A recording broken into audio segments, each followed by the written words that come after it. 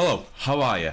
Finally, it's happened. After blood, sweat, and about 40 runs, the Buried Bloodline exotic dropped from Warlord's Ruin for me. I'd heard the rumours about how good this thing is. Those rumours, they are facts. This exotic is actually unbelievable. And now that I've got it into a beautiful little prismatic build, I'm unstoppable.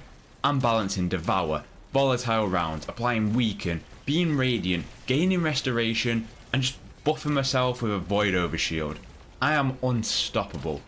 I've been running this build for every activity, and I'm just cleaning house, so I thought, you know what? I got one more build in me, and well, here it is. But, as usual, before we get stuck in, I run you through the build. If this build helps you out, or you enjoy the vid, dropping a like will be really appreciated by me. And if you're after more Destiny shenanigans, or looter shooters with the first Ascendant dropping this week, consider subscribing. So yeah, like I mentioned, I've used this build in so many scenarios, and it's just dealing with every encounter with pure ease. It's a beauty of a build in that it synergizes terrifically with the seasonal artifact, but even when that goes, I think it's going to be viable, more than viable even. But enough said, I'm not here to waste your time, let me show you the build bit by bit. So here is the build in motion. In the primary slot we got Disparity. This is actually one of my favourite pulse rifles because since pulse rifles got that buff, this has been a very good option. But also we've got pulse rifle doing anti-barrier this season, and the fact that it's stasis means that we can use this to build up our darkness energy to become transcendent. So that's what I've got in here.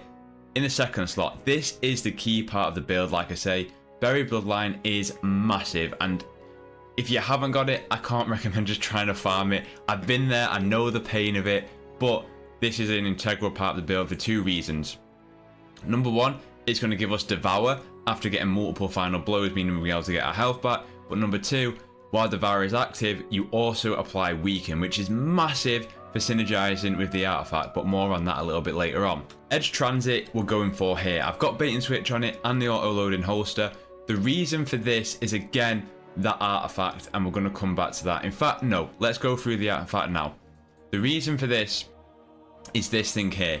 Void sources deal increased damage to weakened targets. So not only is Buried Bloodline going to do more damage when you're hitting an already weakened enemy, but if you weaken someone with your Buried Bloodline, switch to your Edge Transit, you are going to do an insane amount more damage, especially if you also pop Transcendence. It is a really nice synergy. The other things you may want to have in here, this one, defeating weakened targets provide us more Void Overshield, which is again, we're going to have that. And then also, while you have a Solar or Prismatic subclass, picking up Evolver Power makes you Radiant, we're going to be generating a lot of Orbs of Power. Obviously, artifact wise, you want Unstoppable Sidearm, you want Anti-Barrier Pulse. Anything else here is kind of up to you. But yeah, these three here are the main ones that you want from the artifact. So that's the reason we've gone for these three. Let's go over each of the gear slots in our armor. We've got Special Ammo Finder because we want to make sure we're popping as much special ammo as possible. We need ammo in our Buried Bloodline. That is why we have that in here. We've also got Void Siphon. Rapid Void Weapon Final Blows create an Orb of Power. We're going to be getting a lot of those because Buried Bloodline is going to give us a lot of Rapid Void Weapon kills. And then I had one slot left, so I just went for Powerful Friends. Doesn't really matter or anything in here. In the arms, we've got Font of Focus. Collect an Orb of Power causes you to gain 1 temporary armor charge, and then we get a bonus to Discipline. And then I've also got these two, granting class ability energy when causing damage with a powered melee attack. We got two of these because our dodge is going to be giving us our melee back. Then our power melee is going to do damage, giving us our class ability back a lot faster, especially because we're going to be wielding the Stasis Shuriken, and therefore that's going to give us that Darkness Transcendent energy. In the chest armor slot, we've got Void Reserves ×2. Reason for this, we want to carry as much Edge Transit and Buried Bloodline ammo as possible. It's fairly self-explanatory. We had one slot left, we went for Harmonic Resistance as that was all that was available, but again, not too shabby. In the legs, we've got Void Weapon Surge ×3. It's pretty self-explanatory. We've got Buried Bloodline, we've got Edge Transit. We want to be able to deal as much damage with our Void Weapons as possible. Void Weapon Surge ×3 is going to allow us to do that. We're going to have an armor charge of ×3. We've also got 2 time dilations on the cloak, so we'll talk about that in a minute. And that means that we're going to be able to do an insane amount more damage, especially when we pair that with the seasonal artifact. On the cloak then, I Don't really care about what's in this first slot, truth be told. I've got Spirit of Caliban. It doesn't really do much for this build. It's more Spirit of Garfalcon that I want in here. You avoid weapons gain volatile round after you emerge from being invisible.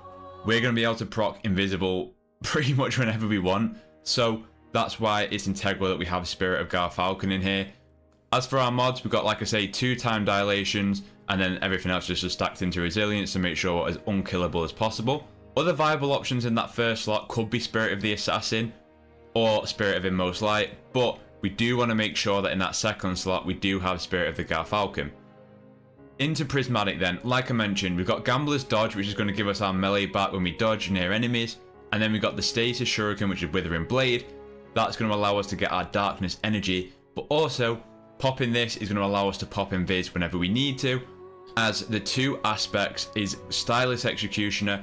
So any target, like I say, that has Weaken, Volatile, 2 things that we're going to be getting a lot from our light stuff, or Slow and Freeze, 2 things that the Stasis Shuriken can provide, is also going to mean that we can proc up our Transcendence ability and get full Transcendence by using that Stasis Shuriken. Gunpowder Gamble, again, is a great one in here. I just fucking love Gunpowder Gamble, I can't lie. And again, with that Stasis Shuriken, by popping with volatile rounds, it means that we're always going to be able to proc this as much as possible. As for the fragments, we've gone for Facet of Sacrifice when you have an Arc, Solar or Void buff. Ability Final Blows will grant bonus Darkness Energy. Again, we're always going to have some kind of Void buff. And especially with what we've spec'd into, a Solar buff too with Radiance and Restoration. More on that in a minute. Facet of Balance, rapidly defeating targets with light damage grants melee energy. Again, we're doing a lot of light damage. That Stasis Shuriken is going to give us that Darkness Energy, which is really what we want. Facet of Dawn, powered melee hits will make us Radiant. Again, we're going to use that powered melee a lot, so we're always going to be Radiant. Facet of Courage, your Arc, Solar and Void abilities deal increased damage. We've got a Solar ability Super, and we've also got a Void Grenade. We also get plus 10 Discipline from this. Finally, Facet of Purpose, picking up Overpower will give us Restoration because we've got a Solar Super equipped, meaning we are able to stack a Void Overshield, Restoration, Radiant, and apply Weaken and Volatile. It's crazy, alongside having Devour. All these just synergize so well and it makes you practically unkillable. So yeah, it means that we're able to balance so many survivability buffs, plus being able to proc Invis whenever we really need to, making this in particular build survivability so high. Right, let's walk through this build in motion and talk a little bit about the gameplay of it. So in motion, it's about cycling through the buffs, keeping that survivability high. With the special ammo finder on, I'll tell you, in my entire time with this build, I think I've had maybe once where I had no special ammo. To get it going though, a few quick kills with Buried Bloodline to gain Devour, generating Overpower, and all of a sudden we are bouncing. There was a moment where I was getting absolutely pelted, but I had my Void Overshield on, Restoration was going, and it was just hilarious because I was just getting smashed and nothing was happening, didn't wipe. Look, I'm not going to say if you act like a complete dick on harder activities you won't get killed, you will wipe, but there's just been so many occasions where I've either got Restoration or a Void Overshield, or the survivability is there because I can proc Invis. The damage output too is really good, especially with that seasonal artifact buff of dealing extra void damage against weakened targets. Of course, the Buried Bloodline is a very integral part of this build, but so too, or more so, is its catalyst. So yeah, look, it's situational. Some people have a Buried Bloodline, some people don't. But if you do, I can't recommend this build enough. And, as usual, I'm all ears. Sound off of any improvements or changes that you would make to this build. If you do give this one a go, let me know what you think of it. And if you don't have a Buried Bloodline yet, may the R in Jesus be with you. If the build was helpful though, dropping a like always helps. And if you want more, consider subscribing to the channel. I really do appreciate it. As always, all socials are linked in the description down below. But other than that, I hope you have a terrific day. Look after yourself, and I'll catch you in the next one.